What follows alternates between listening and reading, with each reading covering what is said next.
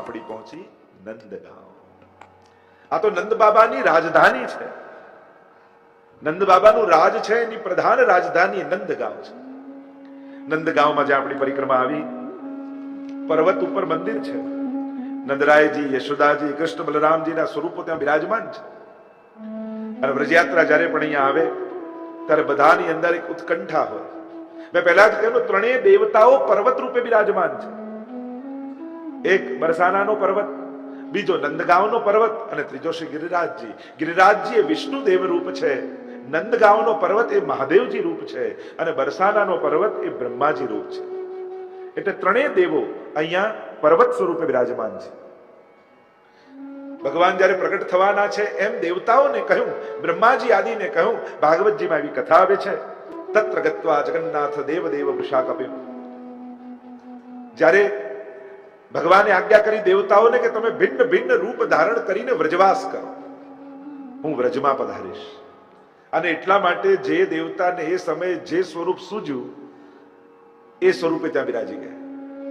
અને એટલા માટે કોઈ વૃક્ષ રૂપે, કોઈ લતાપતા રૂપે, કોઈ કુંડ રૂપે અને કોઈ પર્વત રૂપે ત્યાં વિદ્યમાન છે. આ નંદગાંવ એ સાક્ષાત નો પર્વત એ મહાદેવજી સ્વરૂપ છે. આજે પણ વ્રજયાત્રા થાય ત્યારે વ્રજયાત્રા સમયે આ પર્વતની ઉપર સુંદર મંદિર છે નંદ બાબા, અને એના ચોકમાં એક મોટો ચોક છે, ઉપર છજ્જાઓ છે.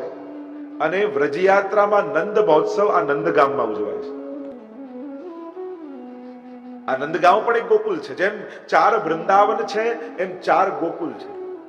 મહાવન, શ્રીમદ ગોકુલ, નંદગાંવ આદિ આદિ આ બધા પણ ગોકુલ કહેવાય છે.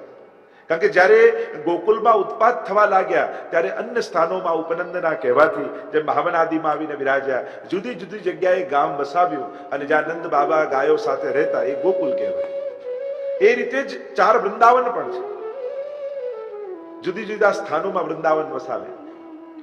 તો કહેવાય છે કે જ્યારે વ્રજયાત્રા હોય ત્યારે વ્રજયાત્રાનો નંદ મહોત્સવ નંદગાંવમાં ઉજવાય, આ નંદ બાબાની રાજધાનીમાં. બધા જ યાત્રિકના વૈષ્ણવો ત્યાં નંદ જે ગયા હશે લીલી પરિક્રમામાં એમને તો ખબર હશે. આજે નંદ ગાંવનું જે મહેલ છે, મંદિર છે ઠાકોરજીનું, અને ત્યાં બધા જ ગોઠવાઈ જાય. ખીચો ખીચ વસ્તી ભરાઈ ગઈ હોય, પગ મૂકવા સુધીની જગ્યા ના હોય. અને ત્યાં જે ઠાકોરજી યાત્રામાં બિરાજતા હોય એ વલ્લભકુલ સાથે ઠાકોરજી ત્યાં બિરાજમાન કરવામાં આવે, પલ્લું ગોઠવવામાં આવે. અને એ સારસ્વત કલ્પમાં જ્યારે નંદ મહોત્સવ થયો કે જ્યારે સુનંદાજીને સમાચાર મળ્યા કે નંદ બાબાના ઘરે લાલન થયા છે, અને ભાગતા ભાગતા ભાગતા નંદ બાબાને વધાઈ આપવામાં આવ્યા. અને નંદ બાબાને વધાઈ મળી અને કહ્યું કે હું આખા ગોકુલમાં જઈને વધાઈ આપું છું. લીધી થાળીને ટન ટન ટન ટન ટન ટન કરતા આખા ગોકુળમાં હેરી હે નંદરાય કે આનંદ ભયો. અને આમ જે નંદ મહોત્સવ થયો, ગોપીઓ પ્રસન્ન થઈ ગઈ છે. આત્માનમ ભૂષ્યા ચક્રુહુ, સુંદર શણગાર પહેર્યા છે. અરે પ્રભુને મારે પ્રસન્ન કરવા છે. એક ગોપી આંખમાં કાજળ લગાવતી હતી. બીજી ગોપીએ પૂછી આ શું લગાવી રહી છે? કાજળ આંખમાં શેના માટે? કે આ નેત્રો જોઈને ઠાકોરજી કાજળ જોઈને પ્રસન્ન થાય. અચ્છા, કાજળ જોઈને પ્રસન્ન થાય. પેલી તો આખી ડબ્બીમાંથી કાજળ લીધું ને મોઢામાં મૂકી. બીજી ગોપી શણગાર કરતી હતી, માથા પર સિંદૂર લગાવતી હતી. શેના માટે લગાવે? અરે મારો ઠાકોરજી રાજી થાય. આખો ડબ્બો લીધો ને નાખી લીધો. અરે ગોપો નાચતા જાય, કૂદતા જાય. નંદ બાબા કેવા લાલન પ્રગટ हुए हैं. જો વ્રજયાત્રામાં તમે દર્શન કરો તો નંદ ગાંવમાં એવો ભારે નંદ મહોત્સવ થાય. ભૂલી જજો લંડનમાં છીએ, યાદ રાખો નંદગાંવ છે અને આપણે બધા જ મળી નંદ મહોત્સવનો આનંદ લઈ રહ્યા છીએ. વિચાર કરો, આટલા હજારો વર્ષ બાદ આજે પણ આપણે એમ કહીએ કે નંદ ઘેર આનંદ ભયો, અને બધાને આટલો આનંદ આવી જાય. તો જ્યારે ખરેખર ઠાકોરજી પ્રગટ થયા હશે અને ત્યારે સુનંદાજીએ જ્યારે વધાઈ આપી હશે તો વિચાર કરો વ્રજભક્તોને કેવો આનંદ આવ્યો હશે, એ સમયે કેવો આનંદ પ્રગટ્યો હશે. જે હજારો વર્ષ બાદ પણ આવો આનંદદાયક છે. તો એ સમયે સાક્ષાત નંદનંદન પ્રગટ થયા. અને એટલામાં તો બ્રાહ્મણો આવી ગયા, વેદ મંત્રોના ગાન કરવા લાગ્યા.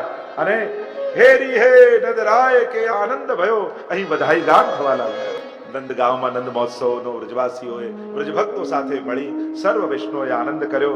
ત્યાંથી આસપાસના અનેક પાવનકારી સ્થળો છે, એના દર્શન કરી લઈએ. નિકટમાં મોતીકુંડ છે, જે ગઈકાલે મેં કથા કરી હતી. શ્રી ઠાકોરજીએ પોતાના કંઠની માળા અહીંયા વાવી અને એમાંથી અનેક મોતીના ઝાડ ઉગ્યા, ઝુમખાના ઝુમખા મોતીના. આજે પણ ત્યાં ઝાડ ઉગે છે તો આવા મોતી જેવા ઝુમખાઓ એમાં ઉગે છે. આ એ સ્થાન છે. એ મોતી કુંડને વંદન કરીએ. આગળ ફુલવારી કુંડ આવે છે. સખી વેશ ધારણ કરી ગોપીઓ સાથે પ્રભુએ અહીં ફૂલ વીણ્યા હતા.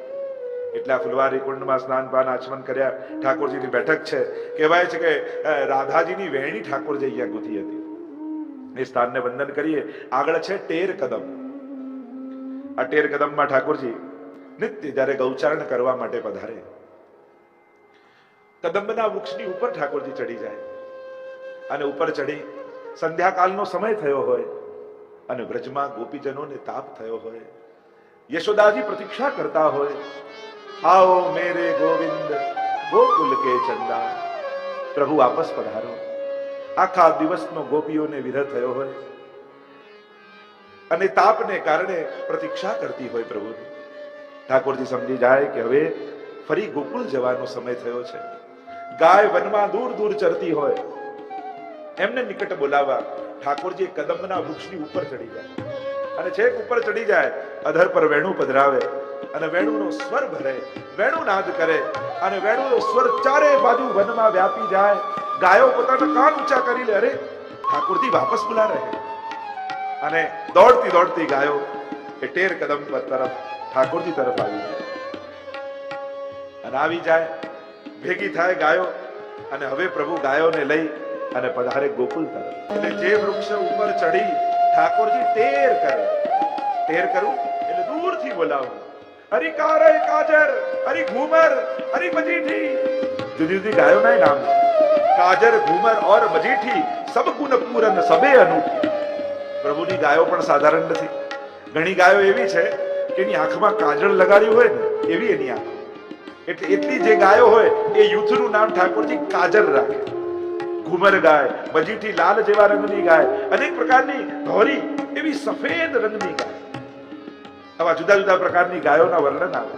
સબગુણ પૂરન સબે અનૂઠી, સર્વગુણ સંપન્ન છે આ ગાયો. એ પણ પ્રભુની લીલાને જાણે છે ભાગી ભાગીને. એટલે અહીંયાથી ગાયોને ટેર કરે, અવાજ લગાવે. એટલે આ કદમનું નામ છે ટેર કદમ. અહીંયા આગળ કૃષ્ણ કુંડ છે, રાસ ચોતરો છે. ઠાકોરજી અહીંયા ગુંજામાલા બનાવતા. આગળ આસ કુંડ આવે છે. કુંડ પર આશેશ્વર મહાદેવજીનું મંદિર છે. સ્વયં મહાદેવજી ઠાકોરજીના દર્શનની લાલસાથી, એ આશાથી અહીંયા આવેલા.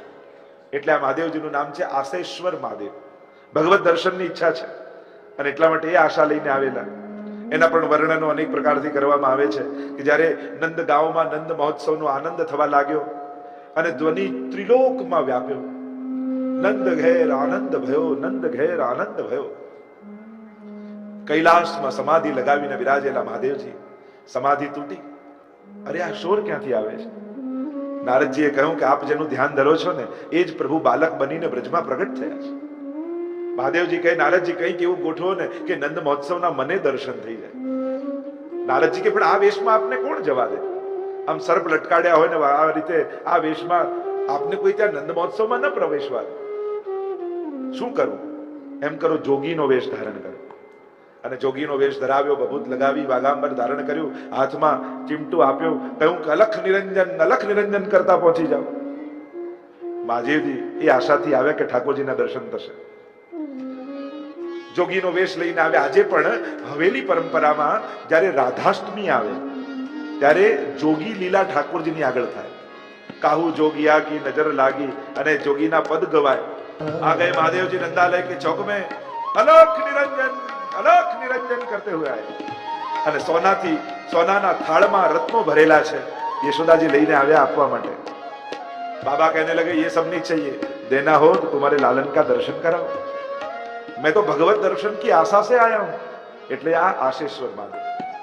અને પછી અનેકવિધ પ્રકારની લીલાઓ છે. યશોદાજીએ ના પાડી અને રુદન કરવા લાગ્યા મહાદેવજી. ફરી કોઈ ગોપીજનને મોકલ્યા, ઠાકોરજી રડવા લાગ્યા અને મહાદેવજી આવ્યા અને લાલન મહાદેવજીની ગોદમાં આવીને બિરાજ્યા.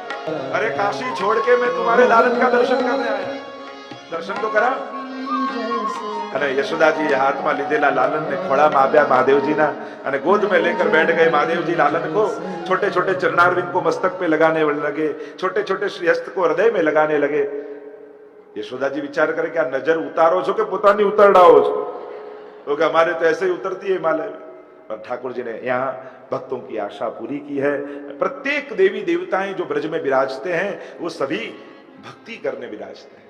ત્યાં દેવતા રૂપે નથી વિરાજતા, ત્યાં ભક્ત રૂપે વિરાજે છે, અને એટલા માટે વૈષ્ણવે ભગવત સ્મરણ કરવા જરૂર જવું. આમ અહીંયાથી આપણી યાત્રા ઉદ્ધવ ક્યારી આવી. આ બધા આસપાસના સ્થળો છે નંદગાંવના. આ ઉદ્ધવ ક્યારીનો રાસ બહુ પ્રસિદ્ધ છે. જ્યારે યાત્રા અહીંયા આવે ને ત્યારે રોજ રાતના જ્યાં જ્યાં મુકામ હોય એ લીલાનું સુંદર પ્રદર્શન વ્રજવાસીના બાળકો કરે, એને કહેવાય રાસ લીલા. આ ઉદ્ધવ ક્યારીનો રાસ બહુ અદ્ભુત રાસ છે. માર્ગમાં કૃષ્ણકુંડ છે, જલવિહાર કુંડ, સૂરજ કુંડ, જોગિયા કુંડ. મહાદેવજી જોગી બનીને અહીંયા આવેલા અને અહીંયા બેઠા બેઠા રુદન કરતા હતા ત્યારે ગોપીઓ બોલાવીને પાછી લઈ ગઈ હતી, એટલે જોગિયા કુંડ કહેવાય. અહીંયા અક્રૂર કુંડ છે. નંદરાયજીને સંદેશો આપેલો કે હું લેવા માટે આવ્યો છું. આગળ ઉદ્ધવ કુંડ અને ઉદ્ધવ ક્યારી. ઉદ્ધવ કદંબ ખંડી પણ અહીંયા છે. ઉદ્ધવજીની બેઠક છે, વિશાખાજીનું આ સ્થાન છે. એકવાર ઠાકોરજી જ્યારે મથુરામાં અગાસી ઉપર ચડી વ્રજની તરફ દ્રષ્ટિ કરીને આંસુ સારી રહ્યા છે. उद्धव जी आए और उद्धव जी तो साक्षात शिष्यो बृहस्पति, साक्षात बृहस्पति के शिष्य हैं. भगवान को रोते हुए देखकर उद्धव जी बोले कि प्रभु आपकी आंख में आंसू क्यों?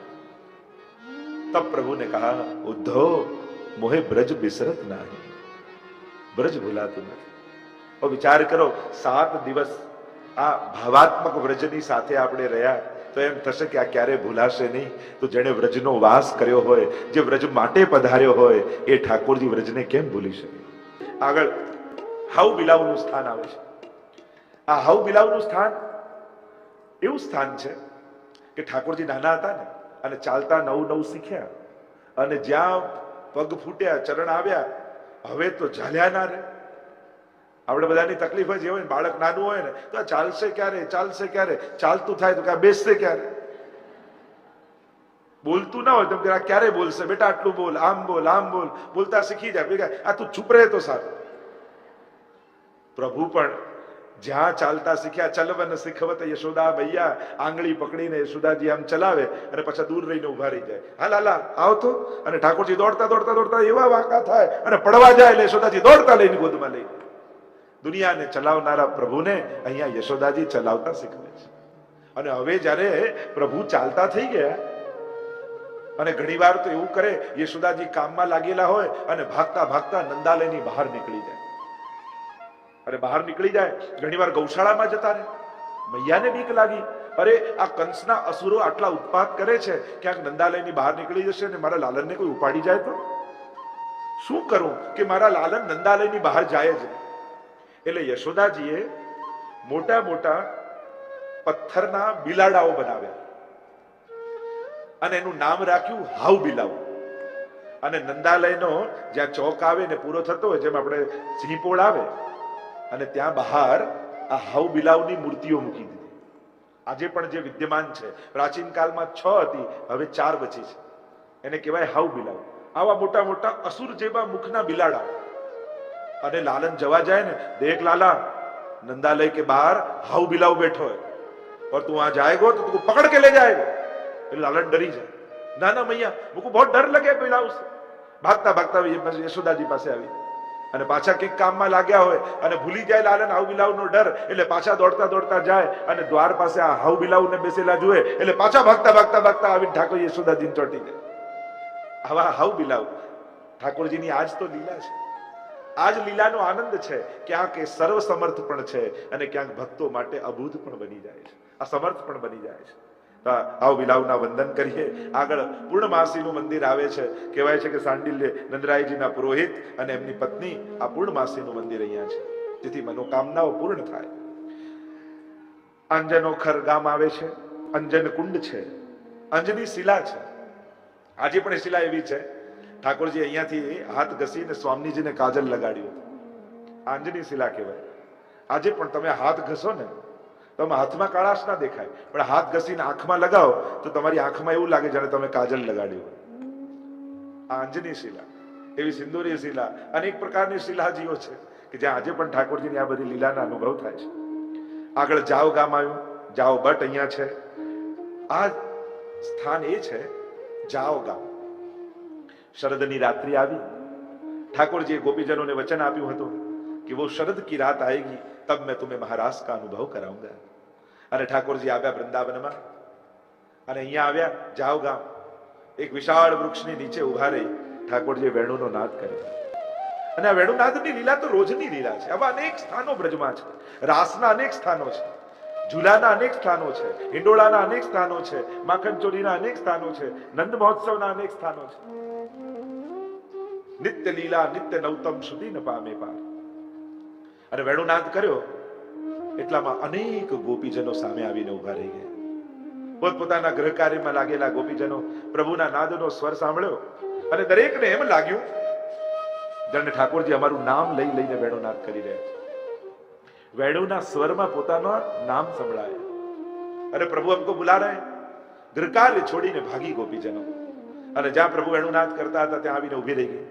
અને ઠાકોરજી વેણુનાદ કરતા કરતા જ્યાં નેત્રો ખોલ્યા અને જુએ તો અનેક ગોપીજનો સામે ઠાળા છે. મુખમાં આશ્ચર્યનો ભાવ પ્રભુ લાવ્યા.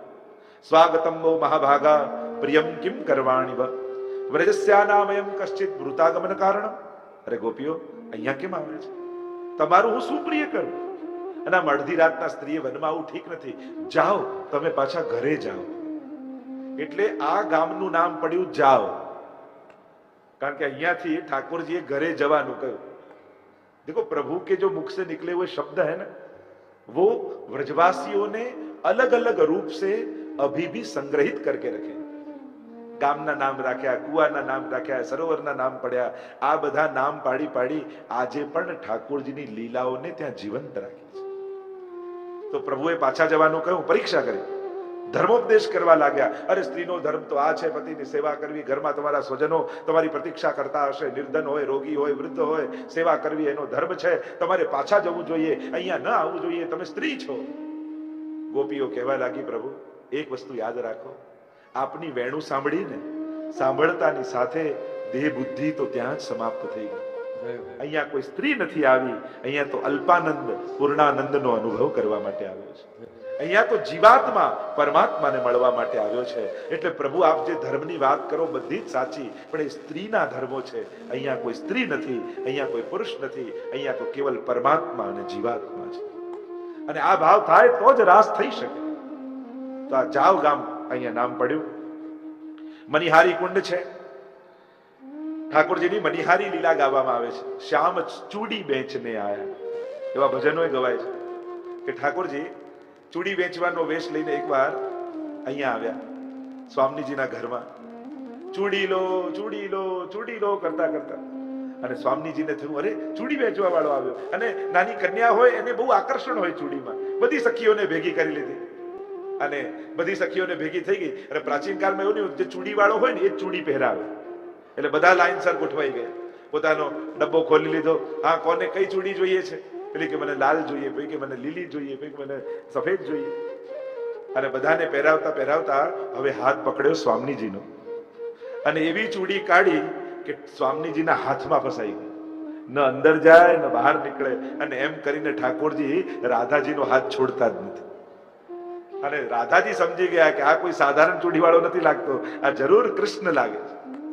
અને સ્વામીજી સમજી ગયા, પણ બીજા કોઈને ખબર ન પડી. એવી અનેક પ્રકારની સુંદર સુંદર લીલાઓ આ મનિહારી લીલા અહીંયા થઈ છે. ત્યાં વંદન કરીએ અને આપણી લીલા આગળ ચાલી કોકિલાવન અને વૈષ્ણવ ભાવથી ગાન કરવા લાગ્યા. પ્રભુ જ્યારે ગૌચારણ કરવા જાય ત્યારે અનેકવિધ પ્રકારની સુંદર સુંદર લીલાઓ કરે છે. પ્રભુ કેવલ ગોપીઓ માટે જ નથી પધાર્યા, એ તો સખાઓ પર પણ કૃપા કરે, એ તો ગાયો પર પણ કૃપા કરે, એ તો મોર ઉપર પણ કૃપા કરે, એ તો પશુ પંખીઓ પર કૃપા કરે, એ તો લતા પતાઓ નદીઓ બધા ઉપર કૃપા કરવા પધારે છે. કારણ કે અહીંયા વ્રજમાં કોઈ પણ તત્વ લૌકિક નથી. કોઈ ને કોઈ ભક્તો અનંત વર્ષોની ઉપાસના બાદ એમને વ્રજમાં કોઈ સ્વરૂપ મળ્યું છે, એને વ્રજવાસ કરવાનો અવસર મળ્યો છે. વેણુ ગીતની કથામાં તમે જુઓ તો ઠાકોરજી વેણુનાદ કરતા હોય ને ત્યારે આ ગાયો પંખીઓ પ્રાયો બતામ વિહિગા મુનયો વનિસ્મિન કૃષ્ણે ક્ષણાસ્તદુદીતમ કલવેણુ ગીતમ આરુહ્ય યે ધ્રુમ ભુજાન રુચિર પ્રવાલાન શૃણવંતિ મિલિત દશો વિગતાન્ય વાચ. આ પંખીઓ પણ વેણુનાદ સાંભળે ને એવા સ્થિર થઈ નેત્રો બંધ કરી અને પ્રભુની સુધાના પાન કરવામાં મગ્ન બની જાય. એટલે ઠાકોરજીના વનમાં રહેલા પંખીઓ પણ સાધારણ નથી. લીલા ને અનુસાર કલરવ કૂજતા દ્વિજ શોભતા. વલ્લભાખ્યાનમાં એટલે જ કહ્યું આ પંખીઓ પણ લીલામાં વિક્ષેપ પડે એ રીતે નથી ગાતા, પણ લીલાને અનુસાર કલરવ. જે લીલા ચાલતી હોય એ લીલામાં રસ ઉદ્દીપન થાય એવા પ્રકારનો કલરવ પંખીઓ કરે છે, એનો માહોલ બને. તો ઠાકોરજી જયારે ગૌચારણ કરવા પધારે ને તો આ કોકિલા વનમાં ઠાકોરજી પધારે, અને આ કોકિલા વનમાં અનેક કોયલો હતી, અને કુહુ કુહુ કરીને ઠાકોરજીને જોઈને મધુર સ્વર આ કોયલો કરવા લાગી. અને ઠાકોરજી એવા નટખટ, જેવો કોયલ સ્વર કરે ને એવો ને એવો ઠાકોરજી પણ સાદ કરે. કોયલ જો કુહુ અવાજ કરે તો અહીંયા ગૌચારણ કરતા ઠાકોરજી પણ કુહુ કુહુ કરીને સ્વર કરે. અને ઠાકોરજી અહીંયા કોયલનો સ્વર કર્યો એટલે આ વનનું નામ પડ્યું કોકિલા વન. કારણ કોકિલા વિચાર કરે અમે શ્યામ છીએ તો ઠાકોરજી શ્યામ છે, અમારો અવાજ મધુર છે તો પ્રભુનો સ્વર મધુર છે. ચકોર ક્રૌંચ ચક્રવાહ ભારદ્વાજાંશ બર્ણિઃ અનુરેતિ સ્મ સત્વાના ભીદ વ્યાઘ્રસિંહો. એવી ગૌચારણ લીલામાં વર્ણન ભાગવતજીમાં આવે છે કે ઠાકોરજી ગૌચારણ કરવા પધારે, ચકોર પક્ષી જેવો અવાજ કરે એવો ઠાકોરજી અવાજ કરે, અને અવાજ કરી તદ ભાવ અનુસાર રસનું દાન કરે. ક્રૌંચ પક્ષી જેવો અવાજ કરે, ચક્રવાહ પક્ષી જેવો અવાજ કરે. એમ ઠાકોરજી ગૌચારણ કરતા કરતા આ બધી લીલાઓના આનંદ વ્રજભક્તોને આપે છે. તો આ કોકિલા વનમાં ઠાકોરજીએ કોકિલ જેવો અવાજ કર્યો એટલે પ્રભુનું અહીંયા એક સ્વરૂપ બિરાજમાન થયું, કોકિલા બિહારીજીનું. તો કોકિલે બિહારીજીના દર્શન આપણે કરીએ. આગળ પનિહારી કુંડ છે, લલિતા કૂપ છે. પનિહારી કુંડમાં ગોપીજનો જલ ભરવા આવતી અને પનઘટ આદિની લીલા ઠાકોરજી કરતા. ઠાકોરજી શું કરે, પહેલા જ પહોંચી જાય કિનારા ઉપર કુંડના, અને કુંડમાં જે ચીકણી માટી હોય ને એ બધી ભેગી કરી અને બધી પગથિયા ઉપર ચોપડી દે. અને જે ગોપીએ ઠાકોરજીને માખણ ન આરોગવા દીધું હોય એ ગોપીને ધ્યાન રાખે ઠાકોરજી કે આ આવી રહી છે, અને ચીકણી માટી ગોઠવી દે. એટલે જ્યાં જલ ભરીને લેવા જાય ત્યાં એવી લપસે ચટાક દઈને સીધી સરોવરમાં કુંડમાં, અને ઠાકોરજી પછી ભેગા થઈને તાળીઓ વગાડે કે લે હવે માખણ ના આપતા. અને ગોપી આનંદિત થાય કે પ્રભુ આપને હું પડું એમાં આનંદ આવતો હોય તો મને પડવામાં આનંદ છે, આપ પ્રસન્ન થાવ એનાથી અધિક અમને બીજું શું જોઈએ. અને પરિહારી લીલા અનેક પ્રકારની વર્ણન કરવામાં આવી છે. અને કોઈ ગોપી જલ ભરી લીધો હોય ગળાનો, અને જલ ભરી લીધું ગળામાં પણ એટલો ભારે થઈ ગયો હવે ઉચકાતો નથી. ઠાકોરજી જુએ અરે આવી પાતળી દુબળી ગોપી, લાવો એને મદદ કરો. ગોપી તો ઉચકી શકે એમ છે પણ એને ખબર છે કે અહીંયા સંતાયેલા છે ઠાકોરજી, જો હું ઉચકી નહીં શકું તો જરૂર ઠાકોરજી મદદ કરવા આવશે, અને એ બહાને ઠાકોરજીના દર્શન થશે. અને ઠાકોરજી ઉચકવા જાય, ગોપી ઉચકવા જાય પણ ઉચકાય નહીં, એટલે પ્રભુ દોડતા દોડતા પધારે. લા ગોપી હું તને મદદ કરું, હું તારા માથે પધરાવી દઉં. અને ઠાકોરજી સાથ આપે અને ગોપીના માથે મટકી પધારે. પણ એ ગોપીનું ધ્યાન તો ઠાકોરજીના મુખારવિંદ સામે હોય, અને આ રીતે ભગવત મુખારવિંદના દર્શન થાય. કૃષ્ણ દરસસો અટકી ગ્વાલિન, કૃષ્ણ દરસસો અટકી બાર બાર પનઘટ પર આવત और सिर जमना जल मटकी. કોકિલાવનની અનેકવિધ પ્રકારની લીલાઓ છે. કોકિલા સખીએ વિનંતી કરી હતી અને પ્રભુને પધરાવ્યા, અને પ્રભુએ બધા જ મનોરથો એના પૂર્ણ કર્યા. ભક્તોના મનોરથો પૂર્ણ કરવા માટે ઠાકોરજી અહીં પધાર્યા છે. હોળી ખેલની લીલા પણ આ સ્થાનમાં થયેલી છે. અહીંયા મહાપ્રભુજીના બેઠકજી બિરાજમાન છે.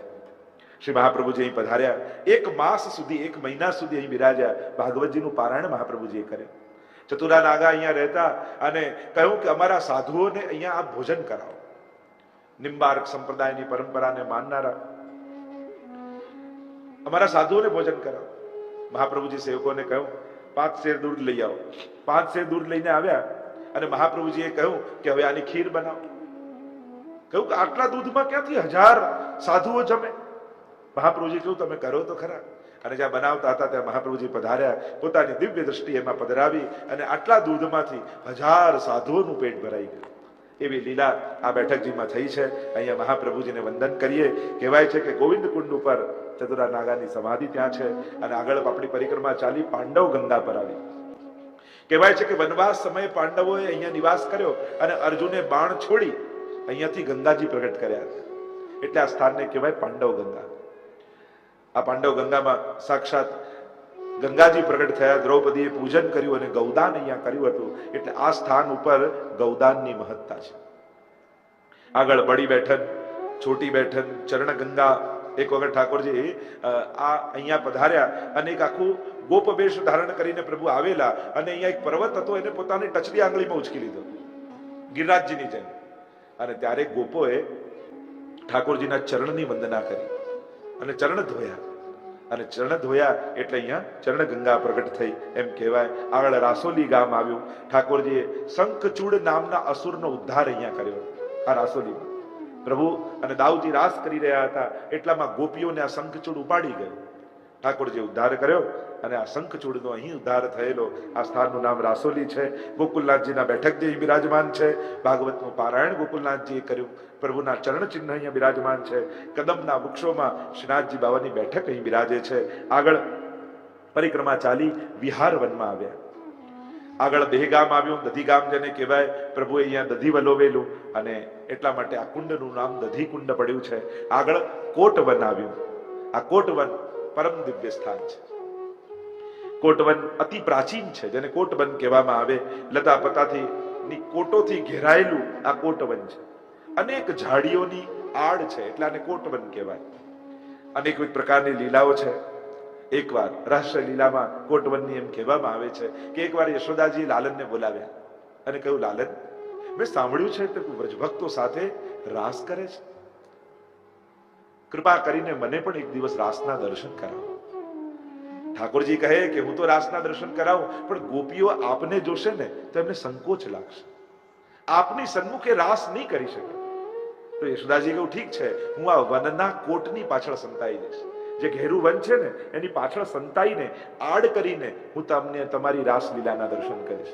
ઠાકોરજી કહ્યું, ઠીક છે. અને આમ વનરાઈના આડની પાછળ, આ કોટની પાછળ વનની યશોદાજી સંતાયા અને ત્યારે ઠાકોરજી અહીંયા મહારાસ કર્યો અને યશોદાજીએ રાસના દર્શન કર્યા એટલે આ વનનું નામ પડ્યું કોટવન. અહીંયા ગુસાઈજીના બેઠકજી છે. શીતલ કુંડ છે અહીંયા. કારણ કે રાસમાં જ્યારે બધા શ્રમિત થયા અને આ કુંડમાં પધાર્યા તો બધાને શીતલતાનો અનુભવ થયો એટલે આ કુંડનું નામ પડ્યું શીતલ કુંડ. અહીંયા શીતલ કુંડ પાસે ગુસાઈજીના બેઠકજી છે. એકવાર ગોવિંદ સ્વામીને મધરાતે ગુસાઈજીએ બોલાવ્યા અને આજ્ઞા કરી, આ કદમખંડીમાં કઈ કઈ લીલા થઈ રહી છે તે જો, જા અત્યારે ને અત્યારે જઈને જોઈ આવ. અને ગોવિંદ સ્વામી આવ્યા. ગોવિંદ સ્વામીએ દર્શન કર્યું કે ઠાકોરજી સ્વામીજીની માળા ધરાવી રહ્યા છે.